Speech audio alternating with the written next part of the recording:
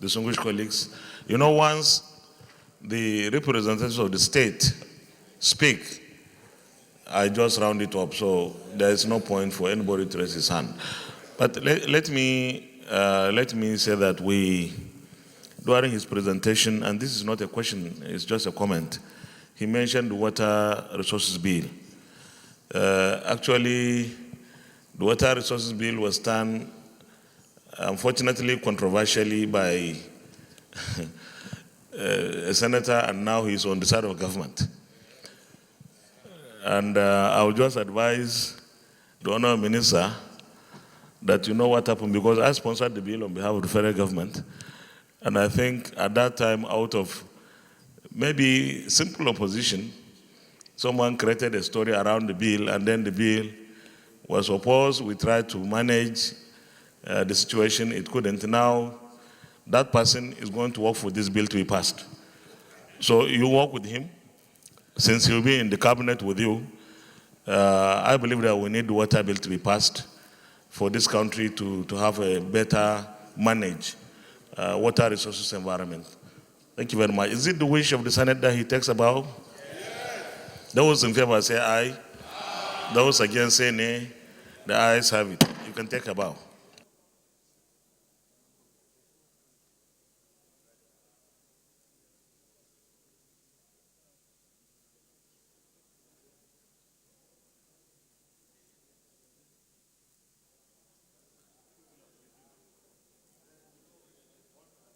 Leader, you reminded us of something. Are you people are doing it?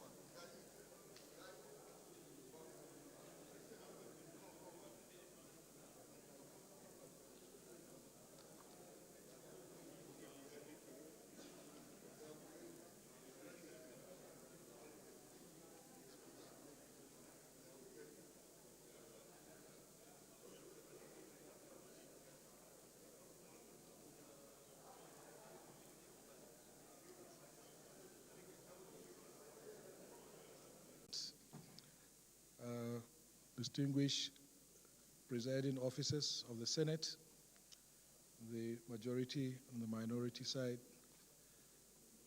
Let me also acknowledge my own senators from Jigawa State, Senator Daladi Sankara, Senator Ibrahim Hassan Hadija, and Senator Sabono Kudu. In addition, I would also like to acknowledge some of my good friends in the Senate, particularly Senator Abu Kari, my childhood friend, Senator Kabir Rugaya, my senior uncle, brother, and a host of others. Let me also seize this opportunity, Mr. President, to thank all those that have joined me here in this hallowed chamber, starting with my wife, Hawa, and my members of my family, my colleagues, my cousins, members of the House of Representatives from Jigawa State, led by the chairman of APC in Jigawa, chairman DG Voice of Nigeria, Osita Okechukwu, and a host of others. Forgive me for not mentioning. Mr. President, sir, I would like to thank you for giving me this opportunity. 3.5 years ago, I was here on this kind of screening, and I would like to express my profound appreciation to His Excellency President Muhammadu Buhari for giving me yet another opportunity to be of service to my country. I believe, given this opportunity, I will put in my best again, as I think I have done in the last 3.5 years, to the service of my fatherland. You have your CV before me. I don't want to go too much into it. Suffice to say that I was born in Kaduna, although I'm a citizen of Jigawa State. Born to a family of public servants, my father being a civil servant in the then Northern Regional Government of Nigeria. Before the creation of states, we moved to Kano, where I started my primary school and ended up in Kaduna, first at Magwain Local Education Authority Primary School in Kano, and later at Capital School, Kaduna. Thereafter, I went to Federal Government College, Kano, a place I'm very proud to mention because the motto of that school, as you all know, is a unity school, was Pro Unitat. And I am a citizen of Nigeria by virtue of the fact that I grew up with people from all parts of Nigeria. And I can say without fear of contradiction today that there is no state of the Federation that I do not have friends and people that I call brothers and sisters. In fact, I'm the president of the Alumni Association of that school, and by virtue of that fact, also a very active member of Unity Schools All Students Association. My working life, I started in public service, first with Federal Capital Development Authority in 1985, and then I moved back to Kano, State Civil Service, under working with Water Resources and Engineering Construction Agency. In 1990, I received my professional practice license from Koren, which encouraged me in 1992 to move out of public service to start a practice along with my friends, where we set up a consulting firm that has been in existence to date. We did quite a number of projects, including supporting the well-known Petroleum Special Trust Fund program between 1995 and 1999, where I was a principal consultant responsible for planning and design and coordination of many infrastructure projects, especially in the water sector. Professionally, I would say I'm fulfilled, having been made a fellow of the Nigerian Society of Engineers at the age of 36 in 1999, and barely a month ago, I was privileged to be invited by my peers to be conferred with the highest professional honor to engineers in this country, where I was inducted into the Academy of Engineering as a fellow. Politically, I've been very active since 2002 in the Buhari organization. I've headed directorates of research, strategy, logistics, and so on over the 3 campaigns or 4 campaigns that we had between 2003 and 2011. In 2010, I was elected National Vice Chairman of the Congress for Progressive Change, CPC, representing the Northwest. I've also served as Special Assistant to the President in the 2007 campaigns, among other activities. But what is of import, I think, here is the fact that I was the immediate past minister of the Federal Ministry of Water Resources, where I conducted the affairs of that ministry in the last 3.5 years. So I'll just crave your indulgence, Mr. President, to speak a little about some of the work that we did there, whereby we started with a roadmap. We developed a roadmap for the sector, I think probably for the first time, a 15-year roadmap that will lead to greater improvement of the water resources sector. We met a sector that was in serious crisis. We started with our roadmap. The roadmap included issues that had to do with policy. So we started with policy issues. We started with the issue of reviving the water resources policy, the national irrigation and drainage policy, as well as the National Water Resources Bill, which was successfully passed by the House of Representatives, but has been pending before this important chamber, and which I hope that the 9th Senate will give adequate consideration to ensure that it is passed, because it is very, very critical to the rejuvenation and revitalization of the water resources sector in this country. The roadmap also comprised a program for water supply, sanitation, and hygiene that would see to Nigeria achieving the Sustainable Development Goals. by the year 2030. Of course, the Ministry of Water Resources is responsible for SDGs 6.1 and 6.2, water and sanitation. And Nigeria didn't meet the Millennium Development Goals, so we had to bring up a new strategy to ensure that we achieve the Sustainable Development Goals by 2030. Accordingly, we initiated a new program which we call Partnership for Expanded Water Supply, Sanitation and Hygiene, which has started working. While the program is ongoing, we are working first with 2 states, but we have... It is responsible for the sustenance of 30 million livelihoods in that region, and there is an incestuous relationship between economy and ecology. And with the shrinking of the Lake Chad from 25,000 square kilometers to less than 2,500 square kilometers, it had a direct correlation with the instability and the violence in the region. Can you give us a specific roadmap on how the Lake Chad is going to be recharged from River Obangi in the Congo Republic? Thank you so much.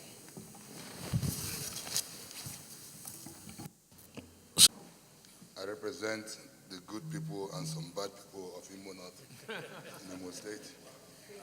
I want to say that I want to commend the nominee, the former Water Resources Minister.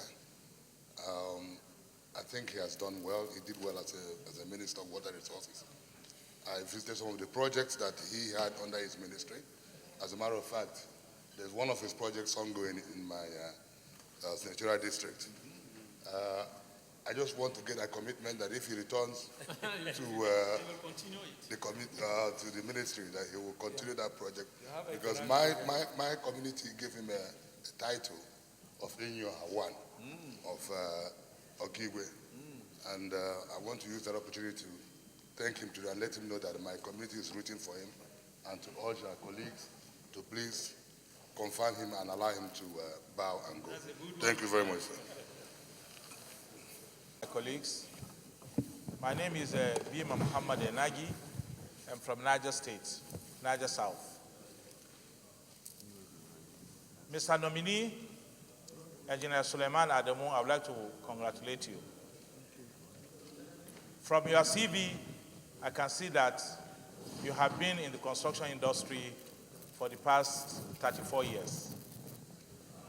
You had worked in consultancy. You had also worked in contracting and also in the public service. So you have seen it all. I have 2 questions.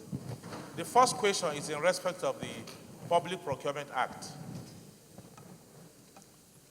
You recollect that prior to 2007, most of our procurement process in the construction industry was guided by the JCT, the ICE, the FIDIC, and guidelines provided by Tenders Board of various parastatals. However, in 2007, the Act was promulgated and signed by Mr. President then, and it became operational since that time, with the core objectives of 1, competition, 2, transparency, and 3, accountability. My question now, to what extent do you think these objectives have been achieved? And what areas of the Act do you think will require amendment for enhanced benefits to the public? The second question is about the advance payments. I'm sure for anybody who has been in the construction industry for some time now knows the effects of advance payments. The core objectives of giving advance payment are not being realized in Nigeria. We have abandoned projects everywhere. We have projects that are scheduled for about 2 years, not getting completed until after about 10 years. We have cases of the final completion cost being 100%, 200%, 300% above the initial contract sum. And you know fully well that advance payments are being given basically to work against these issues. Now my question is, what new modalities would you suggest for the administration of advance payments. Thank you, Mr. President. Senator Sahabia Alhaji from Zamfara North Senatorial District. Mr. Nominee, I would want to welcome you to this screening and confirmation exercise. One can conveniently say you have done well in your last assignment. However, there are policies and programs that were supposed to be good to the health and economic growth of this nation. But unfortunately, most of these programs are left to die as soon as they are launched. One of them has to do with the national policy against open defecation. One other is the national policy on water conservation policy and strategy. Mr. Nominee, as good as these policies look, I think the ministry has not done justice to them. Now, you are here facing this hollow chamber in the process to screen and confirm you. Can we share with you why the implementation of these laudable programs becomes difficult? Should you be finally confirmed and then appointed by Mr. President back to your Ministry of Water Resources, what will you do to move from the past? Thank you, Mr. President. Let me start with the question from Senator Okere-Madu. Plan on completion of dams. If you recall in my statement, I did mention that we met 116 ongoing and abandoned projects. 37 or so of those projects are dam projects. Dams cost a lot of money, but the main issue, I would say, Mr. Distinguished Senator, is that many of these projects were hurriedly implemented without proper designs, without going through the full project cycle of projects. Once a project was initiated, everybody was just rushing to go to construction site. Before building a dam, you need to survey, you need to do hydrological studies, you need to do geotechnical investigations and so on. But most of the ongoing projects that I inherited, that I met in that ministry, contractors went to site sometimes without even knowing the site. And once they picked a site, they would discover that there are so many problems because the necessary investigations were not conducted ab initio to properly plan and assess and quantify what the work should be.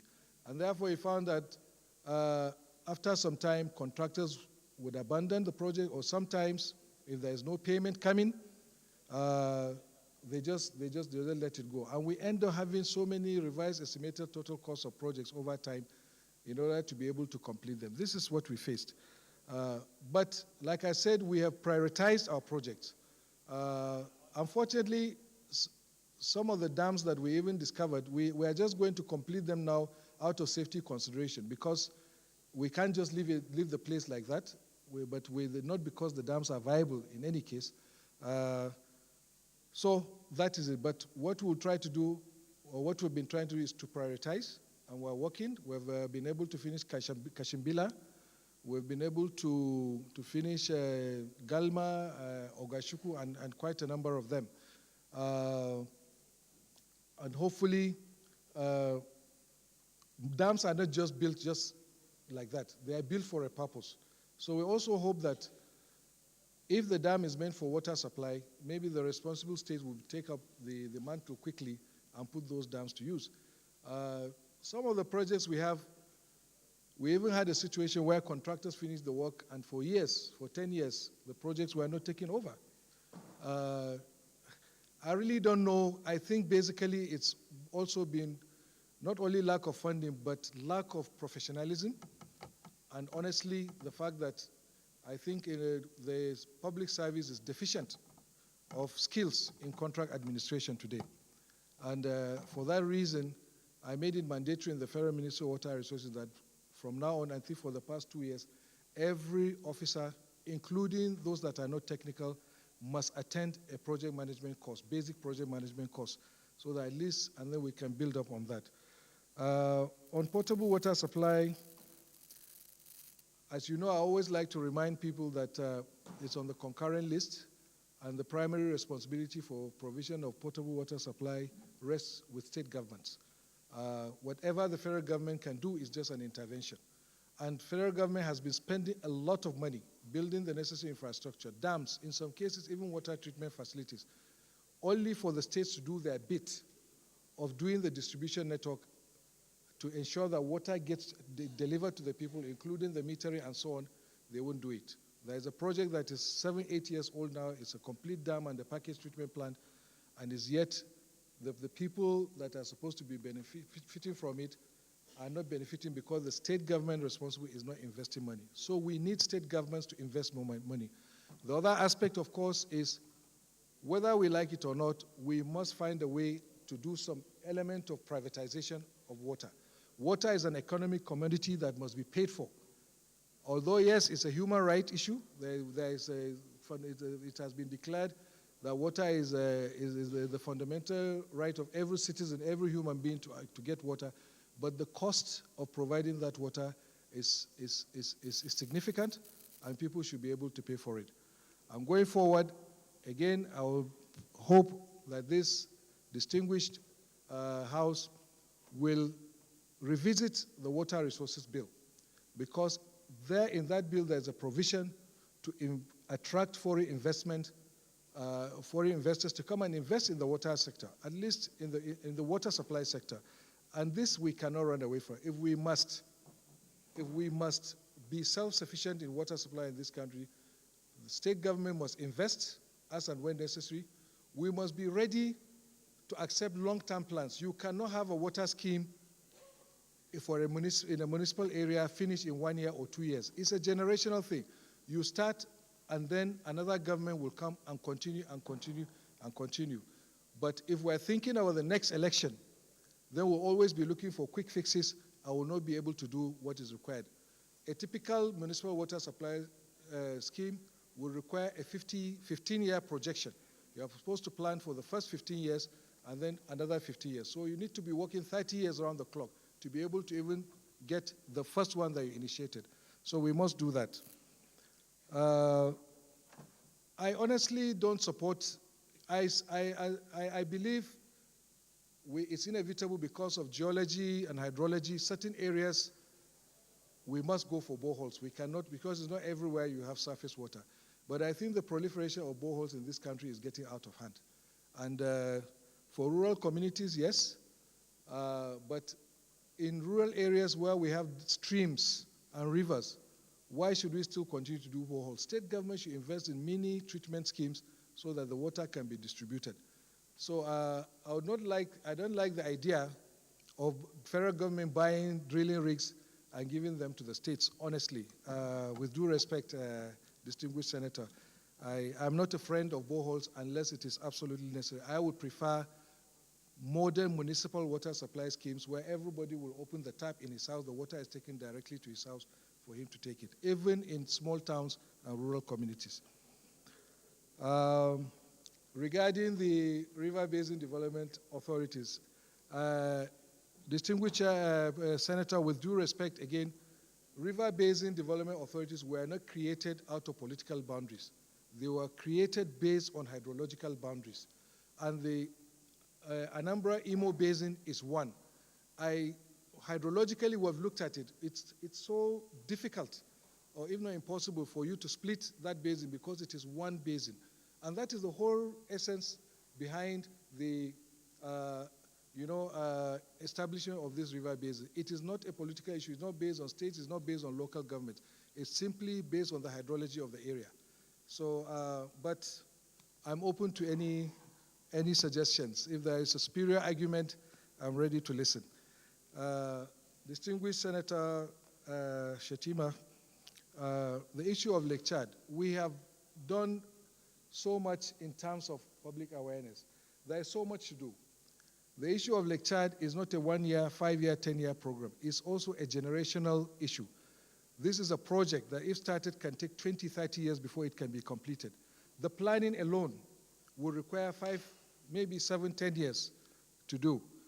What we have achieved so far is to create awareness. Secondly, to achieve an international consensus that there is a need to revitalize the lake. Having done so at the conference, we are now moving to the next phase of trying to update the feasibility study that was done in 2002, which Nigeria supported with a $5 million facility. We've also received a grant of 1.5 million euro from the Italian government to support that action. But this project program is not being driven by the Federal Ministry of Water Resources. It's a transboundary issue, so it's being driven by the Lake Chad Basin Commission, which is an organization of 5 member countries. So their consensus is required, and the consensus of our brothers in the Congo Basin is also required to be able for them to allow us to tap the water. And I think that consensus has also been built up. There are quite a few non-governmental organizations that have had murmurs trying to object, but I think once they see the technical feasibility study and the environmental impact assessment of this project, then that will be done. So it's a long process. We're still on it. And I believe, even though I've left, Lake Chad Basin Commission is still working on it. The consultants are there. We're waiting for the Italian government to release the 1.5 million euro to help them coordinate and continue so that they finish first the feasibility study. After the feasibility study will bring out a number of options. Then we have to decide which is the best option. And that option will further be developed into a detailed engineering design before we now begin to talk of procurement.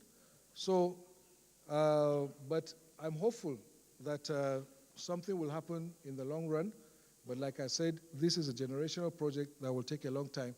But I think we have taken the right steps so far, and we're working.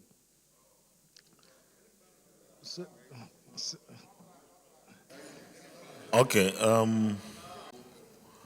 Senator Dalladi Sankara.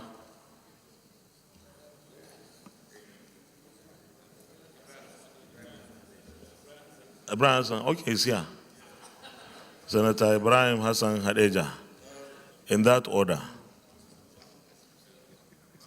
To speak first, before my colleagues contribute, I wanted to showcase our pride from Jigawa, and I wanted to urge all my colleagues to ask him any questions that you want to ask him. He's up to the task, and from what answers he has given so far, he has answered most of the questions satisfactorily. But if it is in the mood of the Senate, yes, that he takes a bow and go, yes, I will miss further enlightenment, as you can see. So I would recommend, or rather I will allow my colleague to move for him to take a bow and go, and my other colleague can second. Thank you very much. Yeah. Senator Dalladi Abdullahi Sankara, representing Jigawa Northwest. It happened that, the nominee is from a constituency. And he's the people that, we're always saying, tested and trusted. Because he was here, I can remember 2015, and repeated now he's here. In fact, what he's talking about, his CV indicated everything here.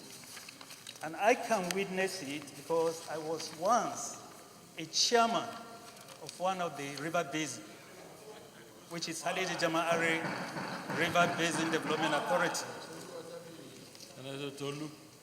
And what I want, my colleagues to understand, River Basin has about 12 river basins, apart from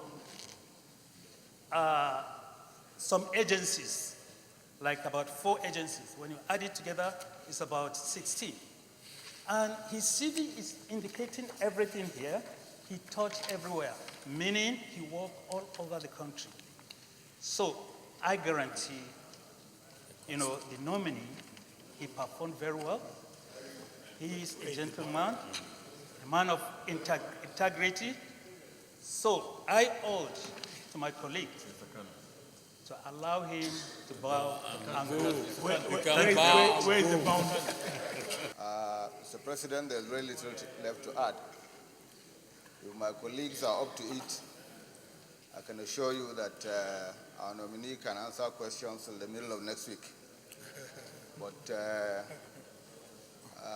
I think it's the consensus of the Senate that what we have here is a round nominee in a round hole. And I just want to also highlight on some of the issues he raised, especially when it comes to completing abandoned projects. At the state level, we learned a lot from him as a minister, which is to say, take what you have met, prioritize it, and then finish the projects that have the greatest impact on people. And I think that's what he did. And especially what he did in respect to river basin development authorities. Mr. President, before the advent of this fine gentleman, our river basins were essentially used as conduits for all sorts of things. Everything but providing water for drinking and irrigation. But I'll give you an example of the Hadith Jamari River Basin project, which incidentally impacts Yobe State as well as Bauchi. In almost 35 or 40 years, we've been at about 25% completion for that project. And just within the last 4 years, we're seeing work that will probably add another 1,000 hectares of irrigable land. So that, and lastly, also to commend on the fact that in the last 4 years, we saw greater interaction between the Ministry of Water Resources and the Ministry of Agriculture. So much so that a lot of the success of the Go Back to the Land program of this administration that's been attributed to agriculture actually has a lot to do with what was being done in terms of irrigation at the Ministry of Water Resources. So, Mr. President, I think we shouldn't waste this gentleman's time any further. We should allow him to go and start making preparations for his swearing in, and hopefully, being the Minister of Water Resources, also prepare for washing of this nomination, because he didn't wash the last one, and I've been mandated to say that we're going to roll over that nomination and combine it with this. So he has a lot to do. Mr. President, I move that this gentleman be allowed to take a bow and go. Thank you.